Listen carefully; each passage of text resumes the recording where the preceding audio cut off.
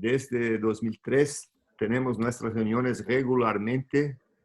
Tenemos más o menos registradas cerca de 350 reuniones, todas registradas en nuestro website. Están todas ahí con registro o de PDF, que Erika hacía el newsletter, ¿no, Erika? Hasta 2010. Y después de 2013 empezamos las reuniones con grabación. Ahora tenemos la oportunidad de tener la traducción. Entonces tenemos hoy traducción para portugués.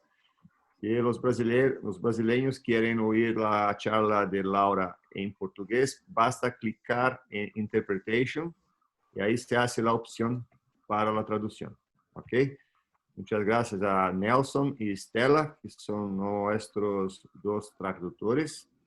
Y muchas gracias a Laura Valle por estar acá hoy, compartiendo con nosotros su conocimiento. Una persona, una investigadora de nivel internacional que nosotros conocemos há muchos años y hoy va a hablar para nosotros ahí sobre nuevos genes de poliposis. Entonces, yo voy a pasar la palabra ahí para Walter para empezar la presentación de Laura y después empezamos la presentación. Es una presentación informal, va a quedar grabada en nuestro website en portugués y español. Y durante la presentación, Laura, podemos preguntar si hay preguntas ahí de las personas, podemos sacar las dudas y así vamos. Perfecto. Ok, Walter, por favor, Walter. Bueno, muchas gracias, doctor Benedicto. Como dijo el doctor, hoy contamos con la presencia en el webinar de hoy de la doctora Laura Valle. Ella es investigadora principal en el programa de cáncer hereditario del Instituto Catalán de Oncología, IDIBEL, ubicado en Barcelona, España. Y bueno, nos va a hablar de nuevos genes en poliposis y síndromes asociados. Así que ahora te cedo la palabra para que inicies tu presentación. Muchas gracias por estar hoy. Muy bien, muchas gracias. Muchas gracias por la invitación al Grupo de Estudio de Tumores Hereditarios. Para mí es un placer estar aquí virtualmente con todos vosotros y espero que mi charla, mi presentación sea de utilidad para todos vosotros en los diferentes ámbitos en los que trabajéis, bien clínico, de investigación o consejo genético, en cualquiera de estos ámbitos. Espero que sea de utilidad. Hablaré de los nuevos genes que se han identificado en los últimos años asociados a poliposis colónica y bueno, sin más, comenzaré lo que es el seminario, la charla, pero como ha dicho el doctor Rossi, no hay ningún problema en si me ha dicho que normalmente hacéis este tipo de seminarios de una manera informal en la que podéis ir preguntando mientras yo hablo si surgen preguntas o al final, como vosotros consideréis mejor, ¿no? Voy a empezar pues, poniendo un poco en contexto lo que es la predisposición al cáncer colorectal. Cuando analizamos el componente genético de la predisposición al cáncer de colon, podemos ver los genes clásicos de alto riesgo, donde están los genes que causan el síndrome de Lynch, o genes que causan fenotipos polipósicos, como son APC o MUT-YH, o los genes que causan las poliposis amortomatosas. Bien, como veis aquí en rojo, he puesto en color rojo aquellos genes que se han identificado más recientemente y que a lo mejor no conocemos tanto de ellos. Entonces, hablaré principalmente hablaré de tres grupos de genes, las polimerasas epsilon y delta 1, NTHL1 y RNF43, que son tres genes en los que hemos trabajado de forma bastante exhaustiva en nuestro grupo. Como os acabo de comentar, en la última década más o menos se ha hecho un esfuerzo grande por identificar nuevos genes de predisposición al cáncer y en particular al cáncer colorectal. mientras que en la parte de cáncer colorectal no polipósico el éxito ha sido bastante reducido, digamos. En los síndromes polipósicos, las formas polipósicas, se han identificado varios genes que predisponen a esta forma de riesgo, ¿no?, incrementado al cáncer de colon. Hay 3 nuevos genes o nuevos grupos de genes que predisponen a la poliposis adenomatosa, que son las asociadas a las mutaciones en los genes POLE y POLE1. El síndrome NTHL1 predispone a múltiples tumores. Luego también unas poliposis asociadas a mutaciones bialélicas, síndromes recesivos, en 2 genes mismatch repair, de reparación, que en heterocigosis no causan síndrome de Lynch, pero que en homocigosis o de manera bialélica causan esta predisposición a desarrollar adenomas, ¿vale? También, aunque de este no hablaré, en la última década se ha identificado unas duplicaciones en el gen GREM1 que causan una predisposición a desarrollar poliposis mixta. Y por último, también algunos casos de poliposis errada que se pueden explicar por mutaciones en línea germinal en el gen RNF43 y que os explicaré al final de la charla de hoy. Comenzaré por la poliposis asociada a los defectos de reparación de las polimerasas. Este síndrome de predisposición al cáncer de colon y a la poliposis adenomatosa se describió por primera vez en 2013 por el grupo de Ian Tomlinson. Y hoy os quiero presentar un poco diferentes aspectos del síndrome, que hablaremos de la genética, de las características clínicas, del manejo clínico y el seguimiento de los portadores, las características moleculares de los tumores. También os contaré un poco el trabajo que estamos haciendo para mejorar la clasificación de variantes y su interpretación, y también un poco cómo se asocian las mutaciones en estos genes, el pronóstico y la respuesta a inmunoterapia.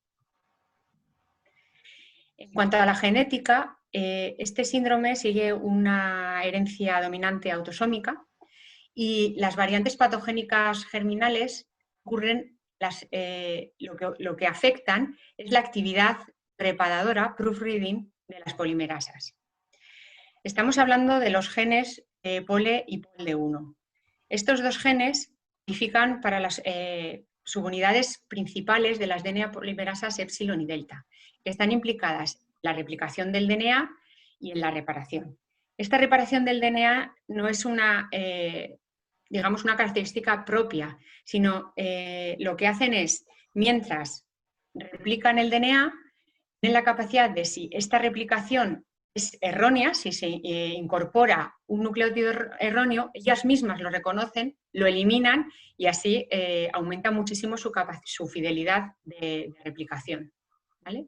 Es intrínseca y lo que reparan es sus propios errores, ¿vale? Y esto lo hacen tanto la polimerasa epsilon como la delta. Aquí en esta figura, que me parece bastante representativa, podéis ver estas 2 polimerasas haciendo su función de reparación y de replicación, ¿vale? Y luego tenemos aquí también las proteínas de mismatch repair, son las que se encargan de reparar otro tipo de errores. Y aquí pues sabemos que cuando hay un error en estos genes, lo que ocurre es una predisposición al cáncer colorectal no polipósico, y cuando hay un error en este tipo de reparación específica de la polimerasa, lo que ocurre es la polimerasa o la poliposis asociada a errores de las polimerasas, que podemos abreviar como PPAP o PPAP para Polymerase Proofreading Associated Polyposis. Variantes en estos genes hemos identificado, estas son algunas que hemos identificado en nuestra serie, a lo largo de todo la secuencia de ambas polimerasas, ¿no? Podemos encontrarlas en cualquiera de estas posiciones. Sin embargo, las que se asocian a la predisposición al cáncer son las que se encuentran en el dominio específico exonucleasa, que es aquel dominio que se encarga de reparar los errores, ¿vale? O sea, estamos hablando de un síndrome asociado a un daño en la reparación. Entonces, variantes fuera de esta función, de la función proofreading, que es la que ejecuta la exonucleasa, parece que no tienen este efecto sobre la predisposición al cáncer. Y esto es algo importante de lo que luego os hablaré un poco más. Hasta la fecha se han identificado numerosas variantes, ¿no? Entre ellas están estas, en las que ya hemos descrito como en otros grupos y en el nuestro, ¿no? Como variantes patogénicas o probablemente patogénicas. Y aquí he puesto en rojo de la polimerasa epsilon, la L424V, que es la variante más recurrentemente encontrada en diferentes regiones geográficas en el mundo, ¿no? Hay otras que también se han encontrado recurrentemente en diferentes familias, como esta de POLD1, pero esta es la más frecuente que se ha encontrado en diferentes grupos. Las características principales de estas variantes, que como he dicho ya están clasificadas como patogénicas o probablemente patogénicas, es que se encuentran en el dominio exonucleasa, pero no solo en el dominio exonucleasa, sino justamente en la parte del dominio en la que el DNA se une a la polimerasa, y así la exonucleasa puede hacer su labor reparadora, ¿vale? Están todas en la región de contacto al DNA o afectando a ese contacto, ¿vale? Muy cerca o dentro de él. Mutaciones o variantes en este dominio exonucleasa de las polimerasas no ocurren solo en este síndrome, sino que, al igual que en otros genes que conocemos de cáncer hereditario, las encontramos en tumores, como mutaciones somáticas, ¿vale? De hecho, mutaciones somáticas en el dominio exonucleasa de POLE las encontramos en un 7 a 12% de los tumores endometriales y en un 0,5 o un 3% de los tumores de colon, que no es un porcentaje bajo, ¿no? También se encuentran en otros tipos de tumores, como en algunos de cerebro, ovario, páncreas, etcétera, etcétera. O sea, lo que pasa es que en estos la proporción es mucho menor. Y luego lo que es bastante curioso y que estudiamos en algunos grupos es, no sabemos por qué razón, pero mutaciones somáticas en el gen POLD1 son muy, muy raras, casi nunca se han encontrado en tumores como mutaciones somáticas, ¿vale? Y luego también creo que es importante saber que las mutaciones que encontramos en línea germinal, en este síndrome del que vamos a hablar, y las somáticas, a pesar de estarlas todas en el dominio exonucleasa, de afectar el DNA binding cleft, que llamamos este bolsillo donde se une el DNA a la polimerasa, a la exonucleasa, hay bastantes cosas que las hacen diferentes. Esto es algo que también estamos estudiando y que veréis cómo cuando una mutación somática ocurre en línea germinal, un somatic hotspot, lo vemos en línea germinal, las características fenotípicas son muy diferentes. Y eso también os lo quiero contar porque es una cosa bastante curiosa. Hola, Laura. Una pregunta. Gustaría de oír su opinión, porque los tumores germinales de los genes causan un fenótipo hipermutación. Sí. Causan una carga mutacional muy alta, ¿no? Muy altísima. Muy alta, más alta que el mismatch repair, ¿no? Sí. Y gustaría de oír su opinión sobre eso. No sé si va a hablar sobre esto. Sí, voy a hablar sobre eso porque es una de las cosas más interesantes y que también tienen mucha relevancia en cuanto al pronóstico y la respuesta de la inmunoterapia de estos tumores. Y esto es justo lo que hablaré, creo que, no sé si es después de esta diapositiva o de la siguiente, No. pero es algo que por supuesto voy a hablar y que es muy importante. Nos ayuda a clasificar variantes y también tiene una relevancia muy importante para el tema del tratamiento y del pronóstico de estos pacientes. No, perfecto, gracias. Gracias, Benedito. Bueno, aquí he puesto un poco las características clínicas de estos pacientes, los que tienen mutaciones en línea germinal en estos genes, y lo que principalmente desarrollan son cánceres colorectales con una edad media al diagnóstico de unos 35 o 50 años. Normalmente son tumores diagnosticados en la edad adulta, ¿vale? Y también desarrollan adenomas, normalmente casi siempre menos de 100 y el rango puede variar entre 2, 5 adenomas a, no lo sé, 50 más o menos, ¿vale? Hay un rango bastante amplio, incluso hay familias donde no hay adenomas individuos.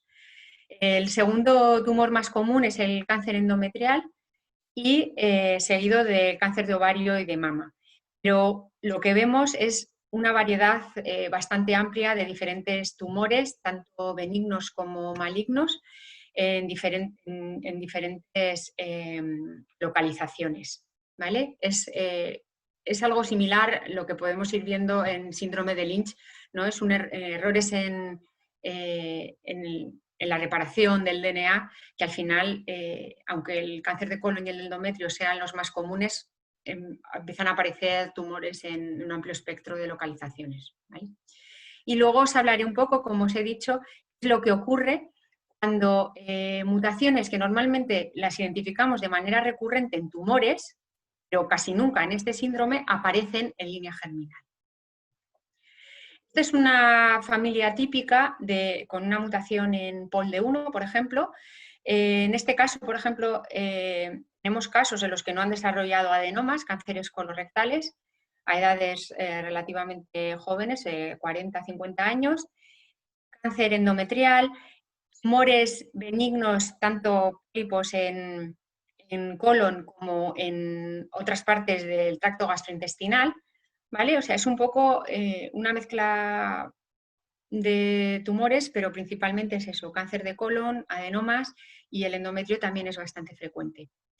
Y ahora, como os he dicho, también quería contaros qué es lo que pasa cuando hay hotspots somáticos que ocurren solo se han descrito 2 casos y son estos 2, ¿vale? Son mutaciones que recurrentemente se ven en tumores esporádicos de manera somática que de alguna manera han aparecido de nuevo en personas, ¿no? en línea germinal. En este caso, esta mutación en POLE se identificó en un chico de 14 años que ya había desarrollado un adenocarcinoma de recto sigmoide y presentaba ya adenomas tanto en colon como en duodeno, ¿vale? Y lo que también es característico es que aparezcan máculas café con leche, manchas café con leche, las típicas de la neurofibromatosis o la Constitutional Mismatch Repair Deficiency, ¿vale? Y un pilomatricoma. Entonces, claro, cuando un caso como este llega a consulta, lo primero que podemos pensar es esta persona tiene una deficiencia, tiene una mutación bialélica en los genes mismatch repair, es un constitutional mismatch repair deficiency case, pero no tenía mutaciones en los genes de reparación y se observó esta variante que normalmente nunca se había observado en línea germinal, probablemente porque sea bastante agresiva, digamos, y ocurrió en este chico de nuevo. Los padres no eran portadores. Y algo Ahora, similar, sí, dime. ¿puede volver un slide, por favor? Sí. Para atrás, un slide para esto. Cuando tiene una familia así, Laura, pues el fenótipo puede ser varias Sí. causas pueden tener ese fenótipo, ¿no? Hoy, con la herramienta de los paneles, se queda más tranquilo hacer el diagnóstico, ¿no? Sí. Pero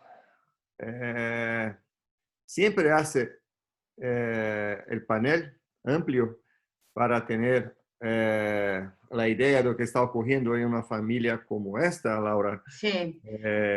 ¿Cuál es su opinión hoy?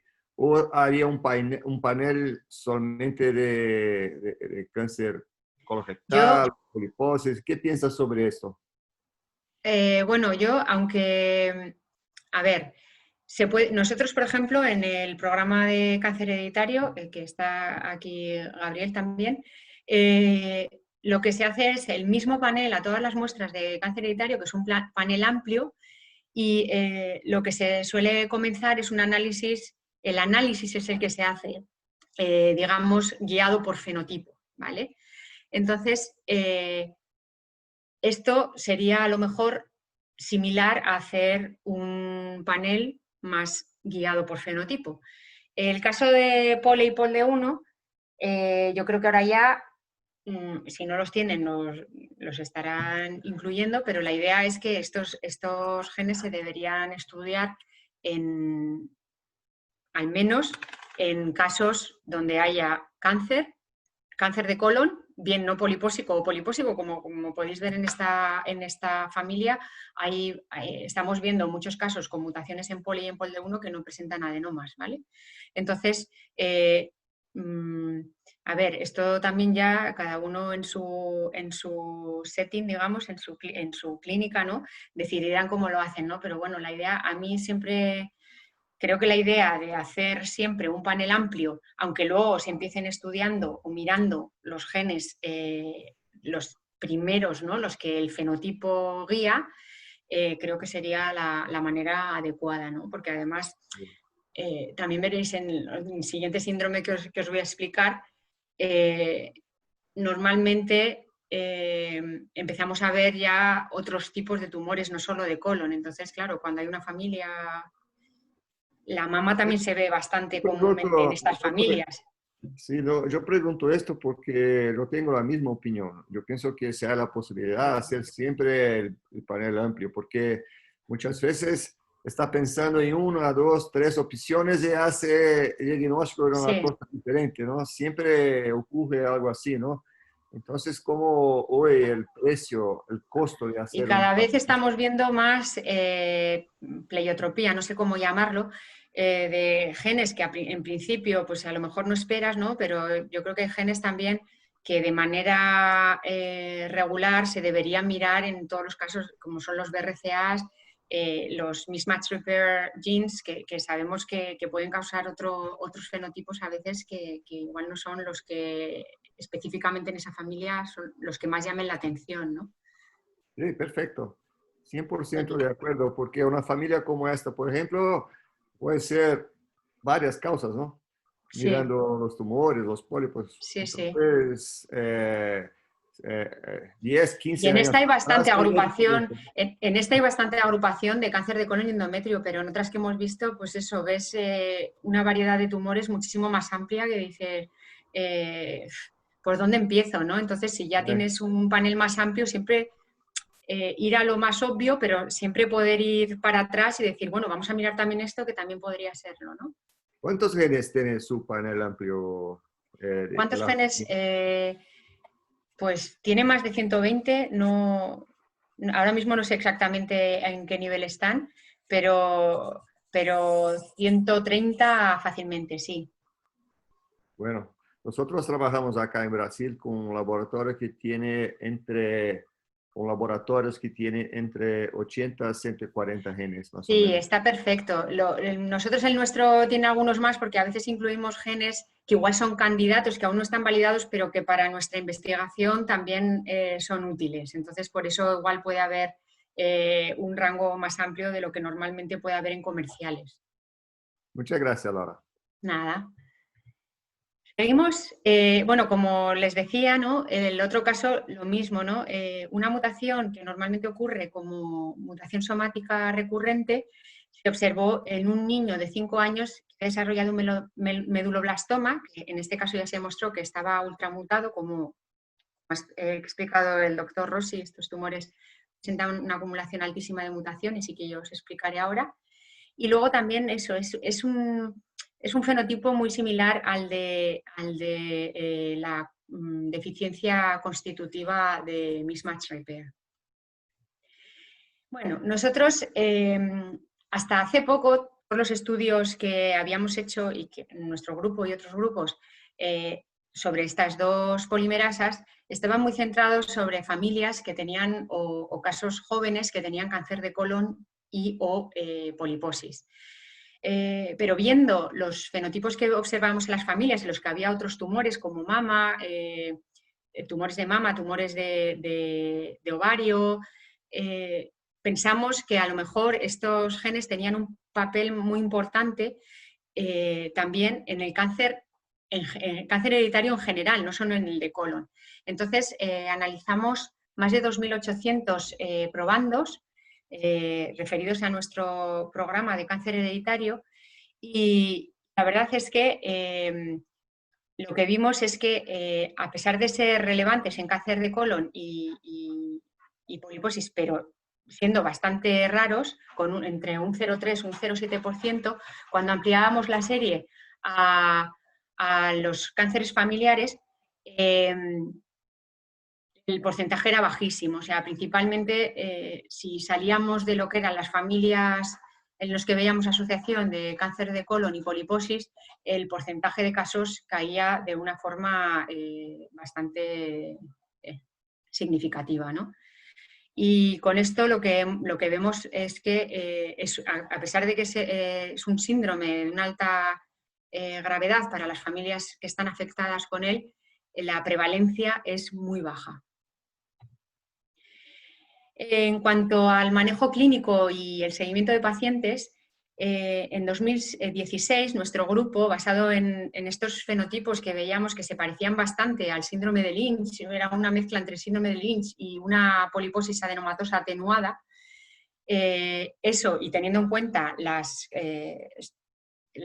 características específicas del síndrome, propusimos estas recomendaciones, pero básicamente por su similaridad con los otros síndromes, ¿no? Una colonoscopia cada año o 2 años y gastroduodenoscopias cada 3 años, porque es bastante común observar pólipos en el duodeno. Y luego también considerar, esto fue en el 2016, había muy pocas familias descritas, pero ya lo que propusimos también es considerar que había un riesgo relevante de cáncer de endometrio, de cáncer de mama y también se veía bastantes casos con tumores cerebrales, ¿no? Sabemos que esto en 2016 había pocas familias y que probablemente en breve se desarrollen unas guías de manejo clínico un poco más apropiadas porque ya hay más familias descritas, ¿no? Vamos a las características del tumor, que es lo que comentaba antes Benedicto, ¿no? Lo característico de estos tumores es esa altísima acumulación de mutaciones, ¿no? Sabemos que la función de las polimerasas es la de replicar el genoma y ya las polimerasas epsilon y delta, su tasa de error es baja, ya de por sí, solo por la manera en la que replican el DNA. Pero encima, estas polimerasas tienen esa capacidad de reparación, esta función proofreading, reduce muchísimo más los errores en la replicación, 100 veces más de lo que ya, de lo que ya ellas en sí mismas hacían, ¿no? Entonces, perdón, lo que observamos en los tumores, como podemos ver aquí, una altísima acumulación de mutaciones. Un momento, disculpe.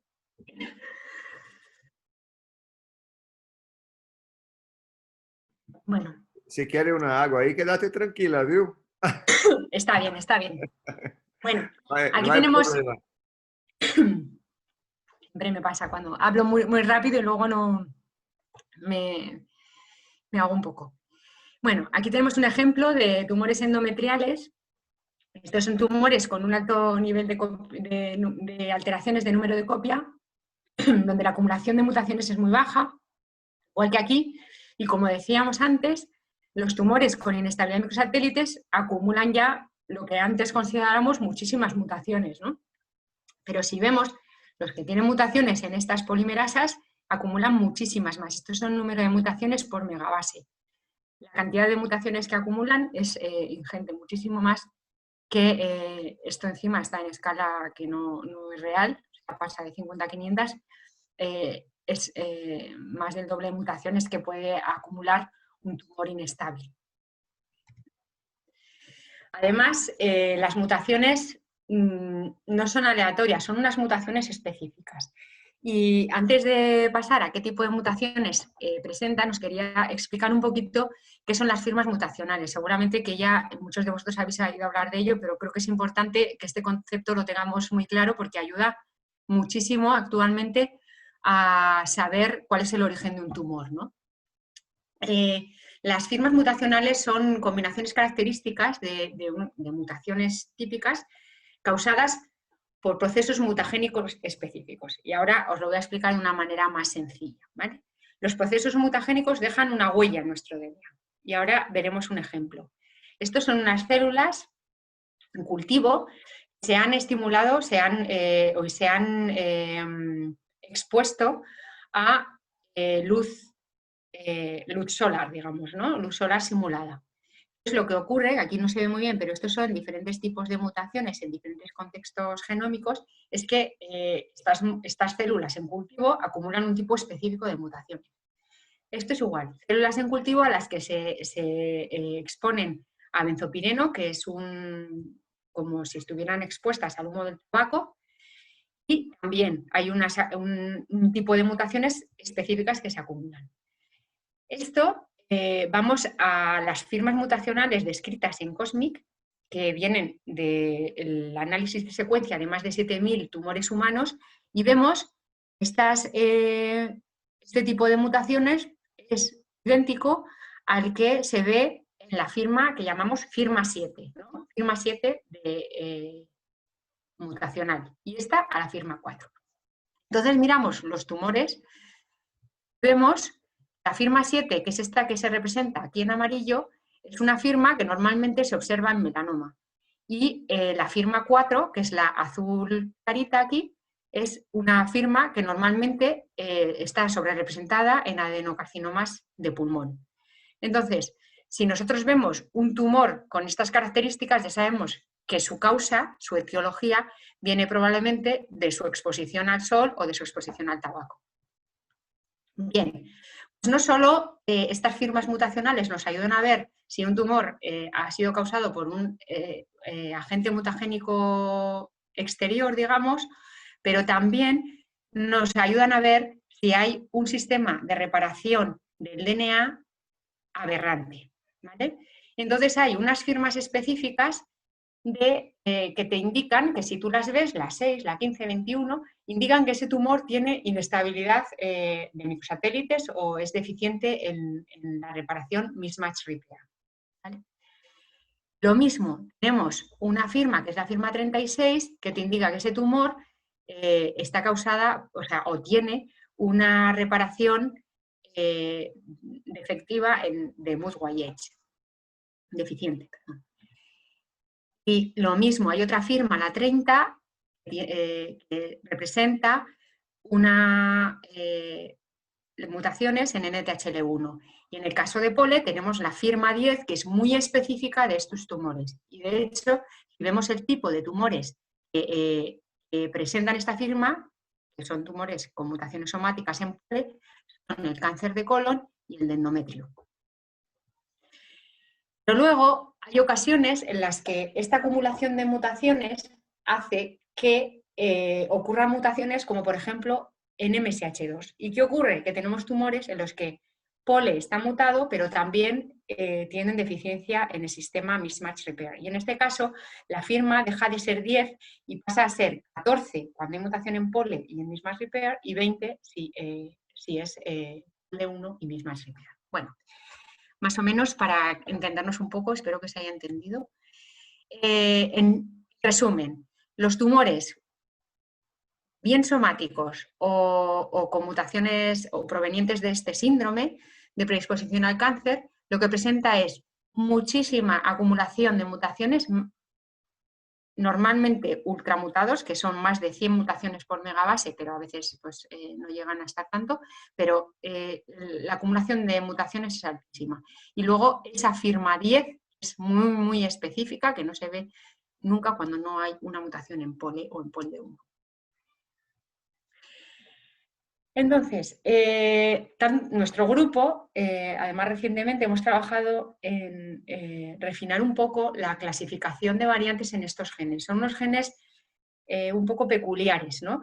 Porque, como os explicaré ahora, mutaciones de pérdida de función, como pueden ser las mutaciones truncantes, stop gain, frame shift, estas mutaciones no causan predisposición a cáncer en estos genes. Tienen que ser mutaciones, variantes missense en el dominio exonucleasa que hayamos visto que causan este fenotipo ultramutador en tumores, etcétera, ¿no?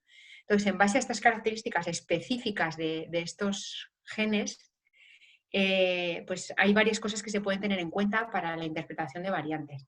Obviamente, la frecuencia alélica poblacional, la variante tiene que ser missense y dentro del dominio exonucleasa, porque hemos analizado muchísimas fuera y por el momento no hemos identificado ninguna que cause el síndrome. Se especula que podría haber alguna que de una forma estructural o no sabemos cómo, porque todavía ya os digo que no se ha visto ni demostrado, podría estar afectando a esa unión del DNA con la exonucleasa que os hablaba al principio, ¿vale? Pero por el momento, variante missense en el dominio exonucleasa. Obviamente los datos de segregación.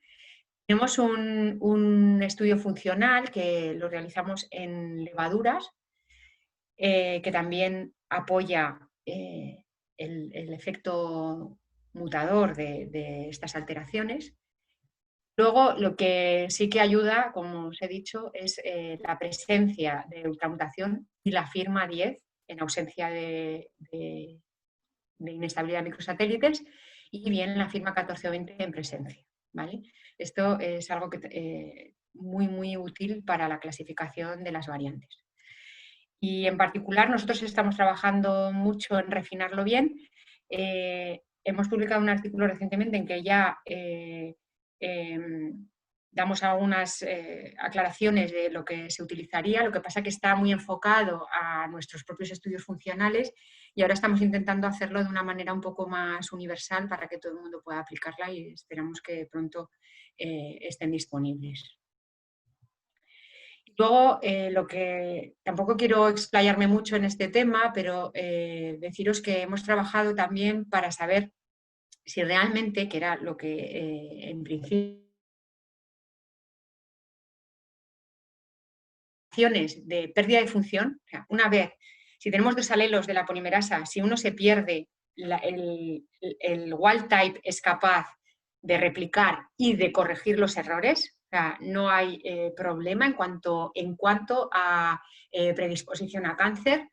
Y también ocurre con las variantes fuera del dominio exonucleasa, que parece que no tienen un efecto tampoco sobre un incremento de riesgo a cáncer, ¿vale? O sea, sabemos que este síndrome está causado por una actividad deficiente de reparación de las polimerasas, entonces lo que tiene que estar afectado es esta capacidad de reparación. Y esta capacidad de reparación se afecta cuando hay una variante missense en el dominio exonucleasa, ¿vale? O sea, es importante porque, sobre todo cuando se definió el síndrome, pues veíamos que igual gente que no estaba tan familiarizada con él, se encontraba con una mutación truncante. Es que estamos acostumbrados a eso, ¿no? Si tenemos una mutación que produce una pérdida de función, decimos, oh, esto es patogénica o probablemente patogénica directamente, ¿no? Pero justamente en este síndrome no lo es, ¿vale? Y a día de hoy solo aquellas variantes missense en el dominio exonucleasa que se haya demostrado que causan esta hipermutación, etcétera, se deben considerar como potencialmente asociadas con el síndrome, ¿vale? Creo que esto es importante, sobre todo por eso, porque no todo el mundo está familiarizado con el síndrome y cuando se analiza un panel y aparece una mutación stop gain, por ejemplo, en el gen pole, pues ya hemos encontrado la causa, ¿no?, de la agregación y no, ¿vale? Esto es importante tenerlo en cuenta. Ese Sí, es un punto muy muy importante. interesante, ¿no, Laura? Sí, Porque sí. explicaste ahí muy bien el motivo de esto, ¿no? Sí, es muy importante. Es que es un síndrome deficiencia en la reparación. Entonces, tiene que haber eso. Y si no, de hecho, hemos estudiado, ¿no?, la frecuencia de variantes en casos y en controles, y vemos que la frecuencia de variantes fuera del dominio o variantes de pérdida de función es similar en casos que en controles. O sea, básicamente podría haber alguna excepción, como he dicho, de alguna variante fuera del dominio que haga algún efecto estructural sobre esta reparación, pero por el momento no hemos encontrado ninguna y no hay evidencias de que sean causales de un incremento de riesgo de cáncer. ¿Quiere hacer alguna pregunta, Walter? No, iba a comentar lo mismo que dijo usted, qué importante en el resultado que está mostrando Laura Valle de su trabajo, viéndolo desde un lado de la clínica, que si bien no es yo tengo la mirada de investigación, pero Sí. para la clínica qué importante que es poder entender un poco, o empezar a entender, mejor dicho, hacia qué lado van a ir las BUS o las variantes aún no clasificadas, Sí. Y específicamente entender que no todos los genes se comportan igual, que no todas el síndrome asociado va a tener el mismo efecto desde el lado clínico según cuál sea el gen, cuál sea la variante. Y un poco retomando las slides anteriores, en donde hablaban sobre la frecuencia, trasladando un poco a lo que sucede en América Latina y sobre todo, por ejemplo, en Argentina, en nuestro lugar, donde no es todavía tan común el uso de paneles, y sobre todo si se los usa en número de genes muy chicos, no son paneles extendidos. Ya. Entonces eso, por un lado, causa que la frecuencia si bien son bajas, las frecuencias en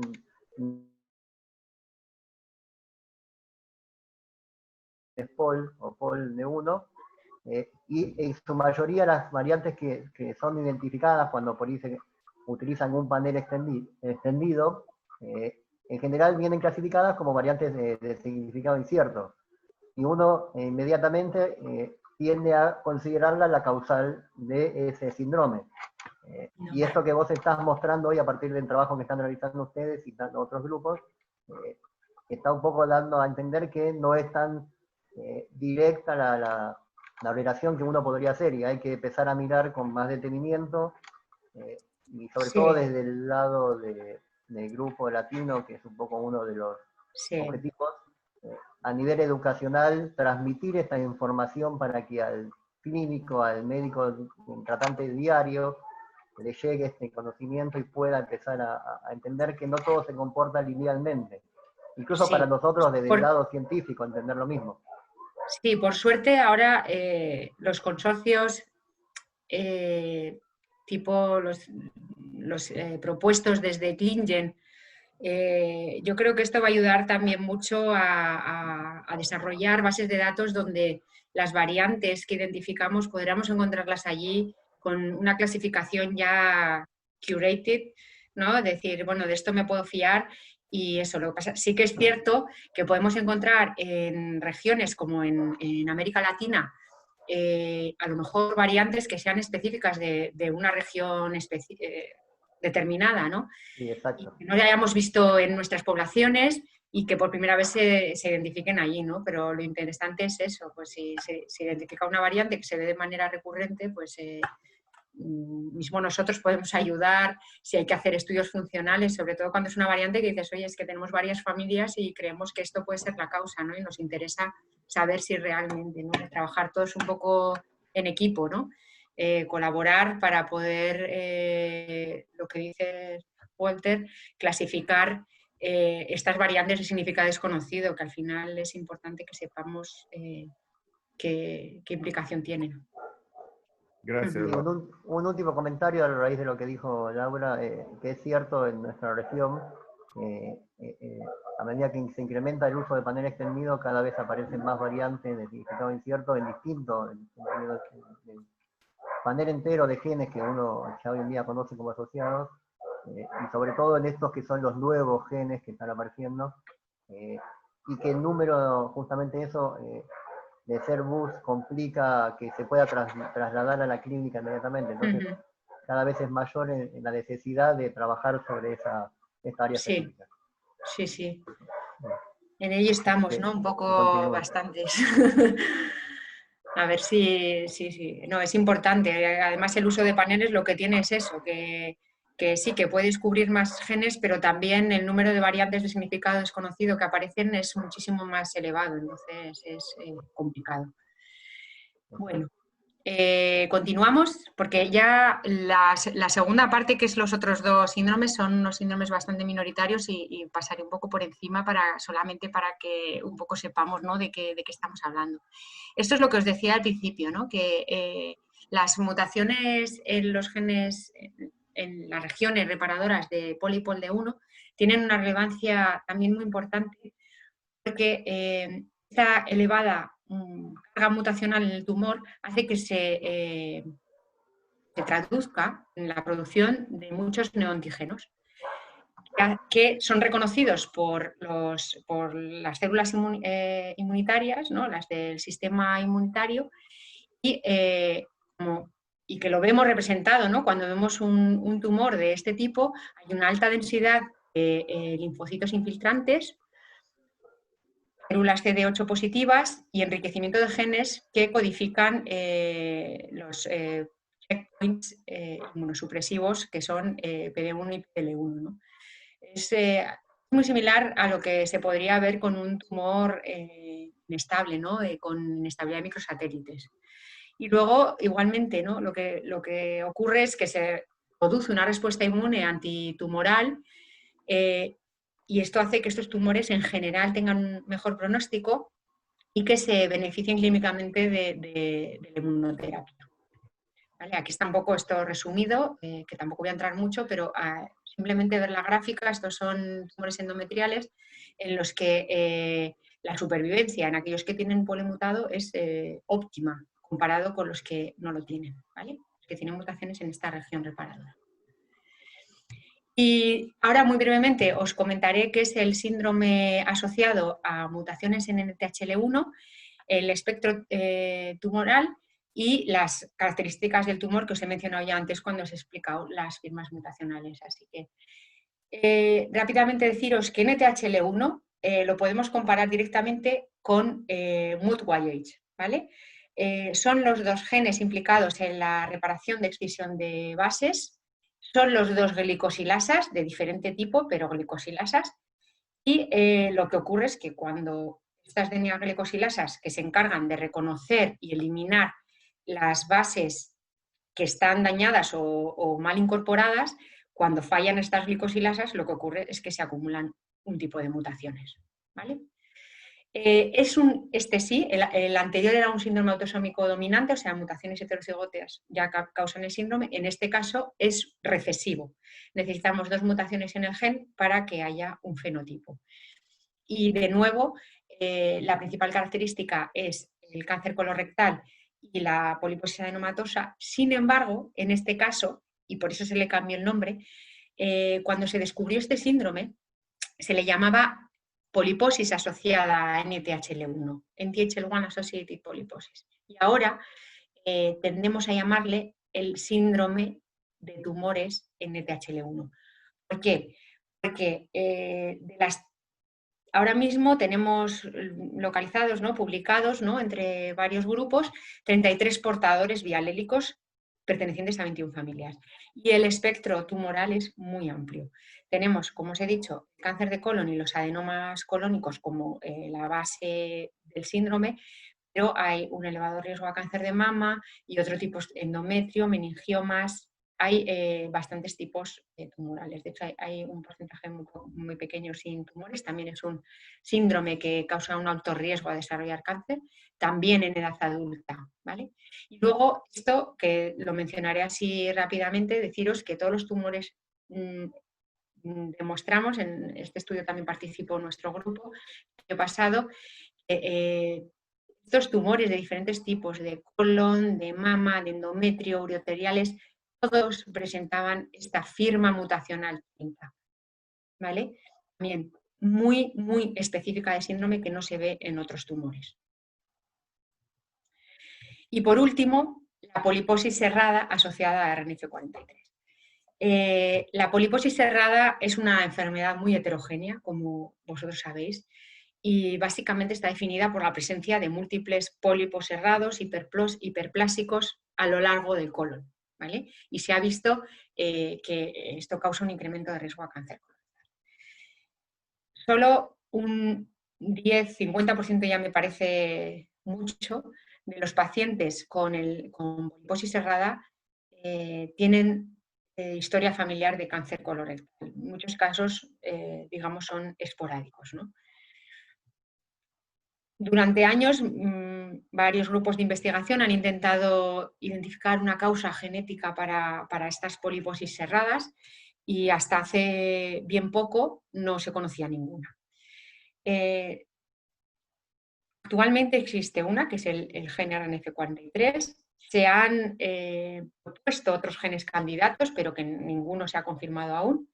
Y se ha propuesto que alguno de los casos podría estar causado por la acumulación de variantes de bajo riesgo, de estos GWAS SNPs. Y lo que se postula es que los factores no genéticos, interacción genético-ambiental, tengan un papel importante. Pero vamos al gen RNF43. Este gen está implicado en el Wnt, en la vía de Wnt, y está aquí, es una proteína de membrana, y lo que hace es ubiquitina y degrada los receptores de Wnt, ¿vale? Los tumores, para mantener esta vía de Wnt activa, lo que hace es que mutan RNF43. De hecho, RNF43 está frecuentemente mutado en tumores de colon. ¿Vale? Desde su descripción, se han identificado 7 familias con mutación en RNF43. Se han publicado, vaya, no identificado, puede haber más, pero que se hayan reportado en publicaciones. Hay 17 personas portadoras de variantes patogénicas en este gen. Hay 2 variantes recurrentes que se han visto en más de una familia, encima de diferentes localizaciones. Nosotros también identificamos una de estas variantes recurrentes en una familia de nuestro grupo.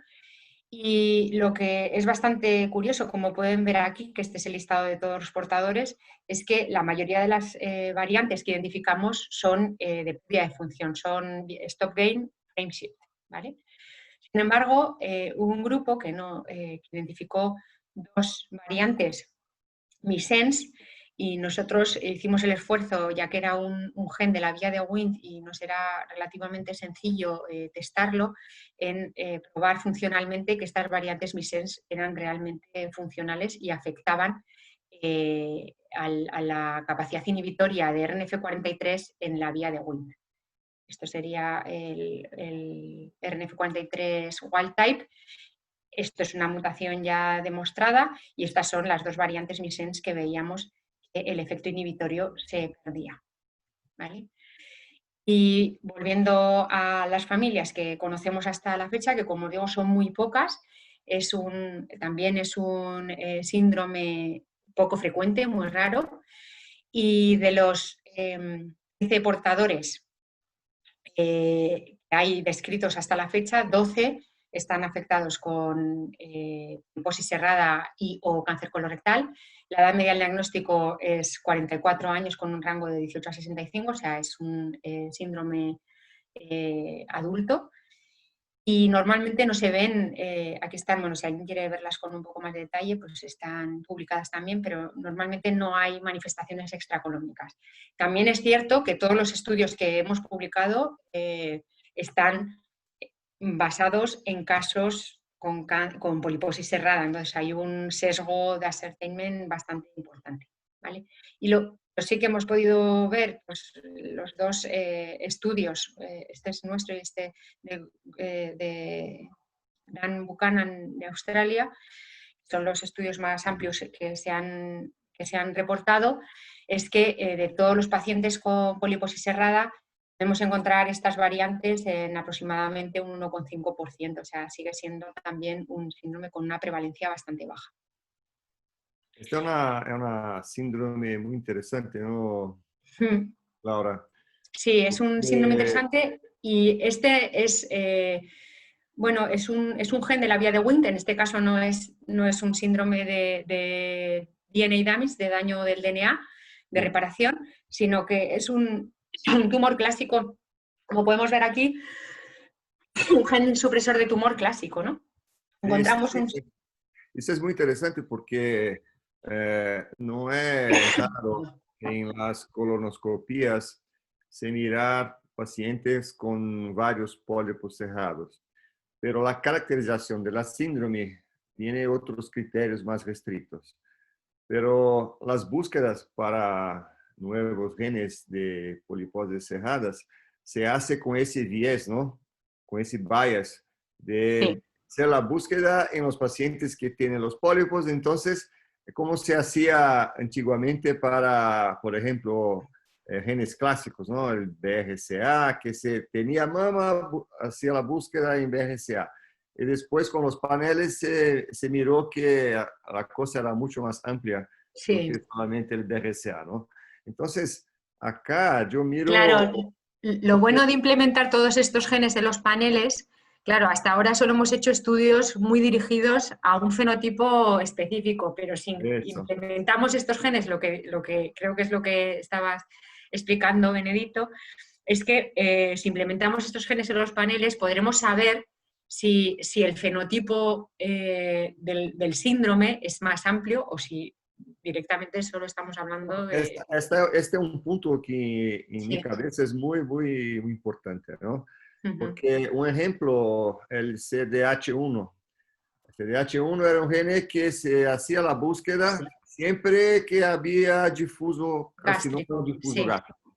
Pero con los paneles, ¿qué se mira? Se mira muchas familias ya, sin carcinoma difuso gástrico y con la mutación en CDH1. Entonces, hoy recién salió un paper ahí de un grupo internacional sí, importante poniendo las cosas más no tan restrictas para indicación de las gastrectomías porque se ya, mira hoy que hay muchas familias que tienen CDH1 y no tienen cáncer sí. gástrico. Entonces, Está pasando exactamente lo mismo. Nosotros acabamos ahora, bueno, nos acaban de aceptar el artículo del papel de P53 en la predisposición al cáncer colorectal y ocurre lo mismo.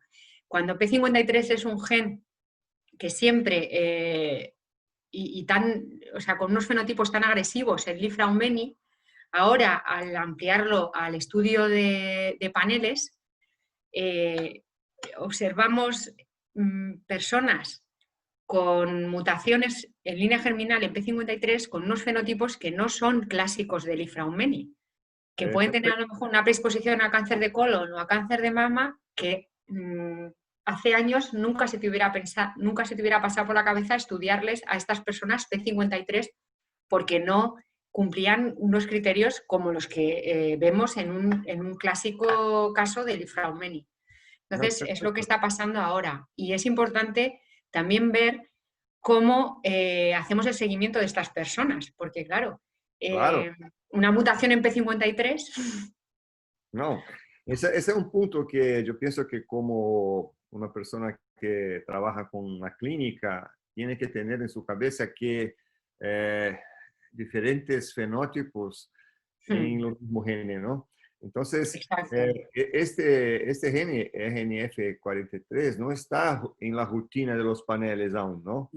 Entonces, No, recuerdo un artículo previo al nuestro de RNF43 que decían, es tan raro en poliposis cerrada que a lo mejor no sabemos si conviene incluirlo en paneles, pero en realidad ahora sabemos que tampoco cuesta tanto incluirlo y así sabremos si realmente cuál es su relevancia en cáncer hereditario. no, por eso hablé esto, porque si hace búsquedas solamente específicas, no vamos a tener esta información más amplia para Eso tener es. otros aspectos, ¿no? Del fenotipo.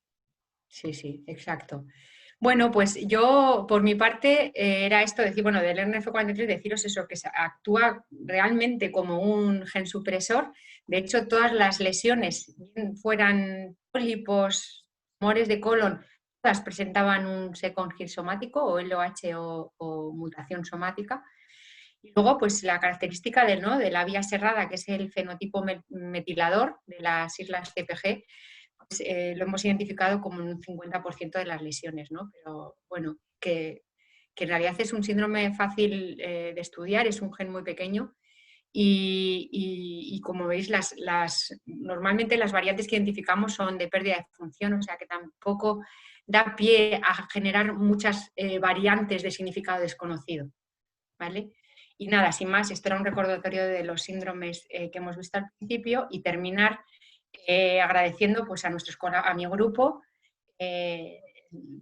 dentro del programa de cáncer hereditario del ICO y del IDIBEI, dirigido por Gabriel Capellá, y claro, la participación muy relevante de todos los grupos clínicos con los que colaboramos y de investigación de otros institutos que nos han ayudado a desarrollar estos proyectos, ¿no? Y que, bueno, si alguien quiere saber algo más, obviamente los artículos, no solo los nuestros, sino de todos los que hemos publicado, todos los grupos que publicamos en este tema, pues pueden ayudar a centrar un poco más cada uno de estos síndromes. Pero bueno, espero que haya quedado claro un poco la visión de estos 3 nuevos síndromes, ¿no? Que los que no conocemos tanto, pero que siempre es bueno tener en cuenta.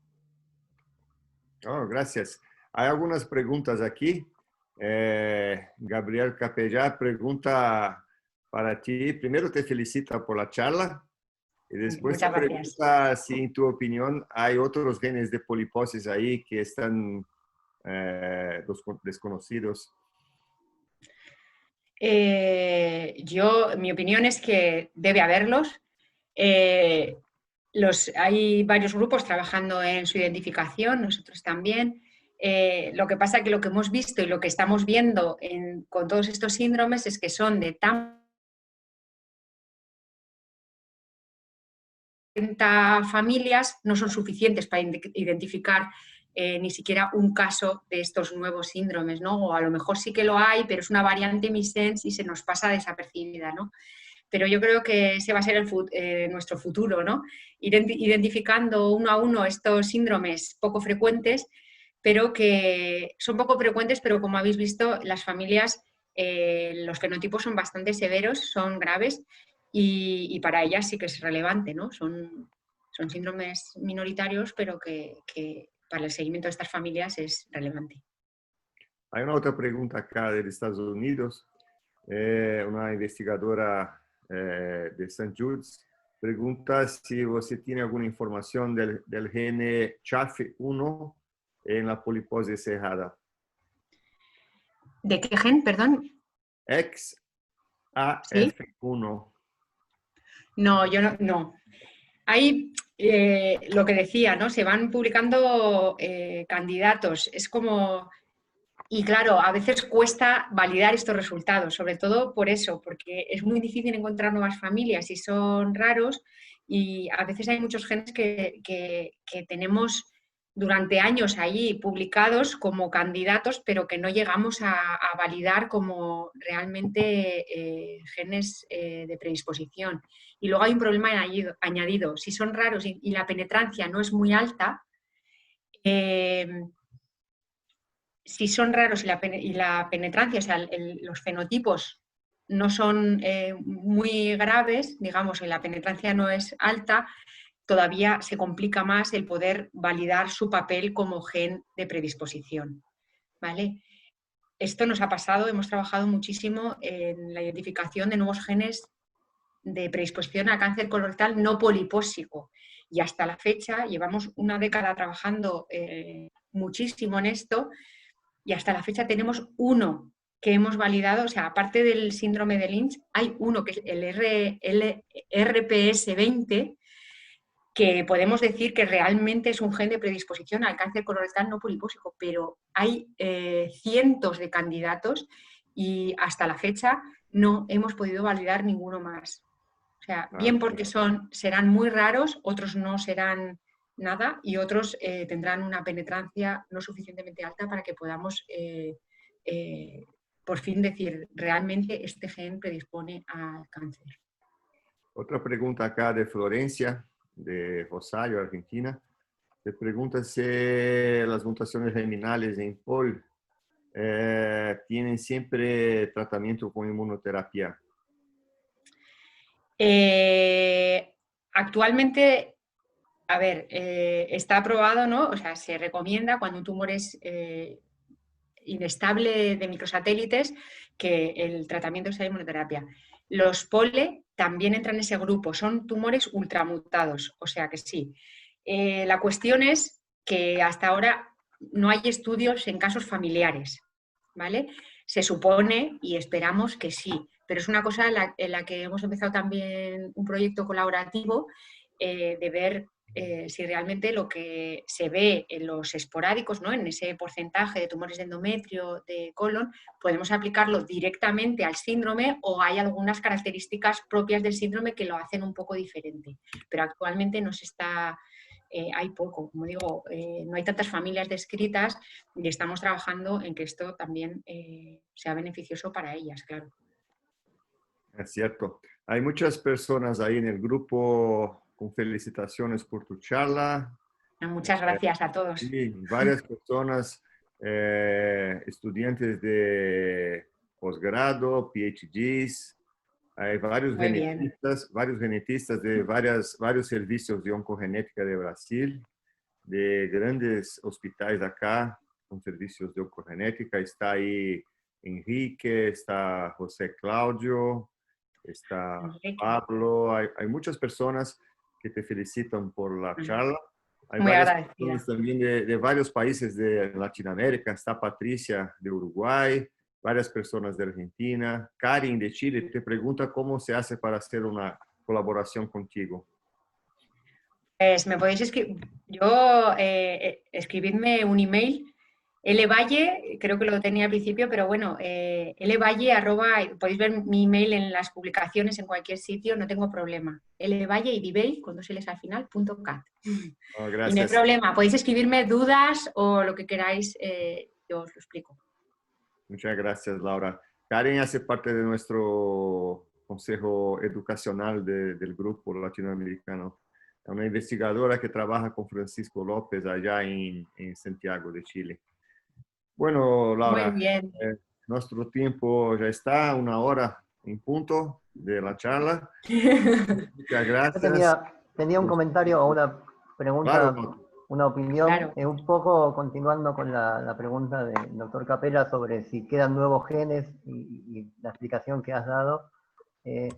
¿Hasta qué punto uno puede seguir buscando? Porque estamos buscando ya desde hace varios años que aparezcan estos genes, cada vez se ven más lejos y más raros, aunque hay un montón de candidatos, como bien decís.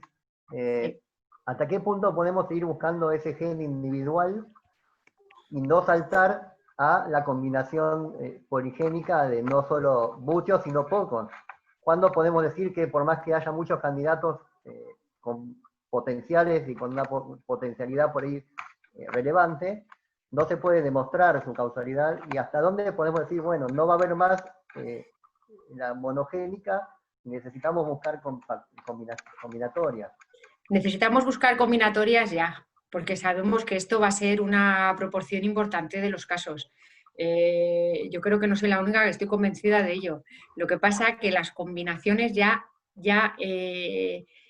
todavía son más complicadas de demostrar y de validar, porque encontrar combinaciones, podemos ver algo sospechoso en una familia, pero volver a ver eso en otra es todavía más improbable. Entonces, demostrar esto lo podemos demostrar con modelos experimentales, pero esto es a lo que deberíamos estar, yo creo, buscando hoy día, porque lo que vamos a encontrar va a ser cada vez más raro. Y a lo mejor es lo que el RPS20 que os estaba hablando antes, de no polipósico, explica 2 familias de 2000.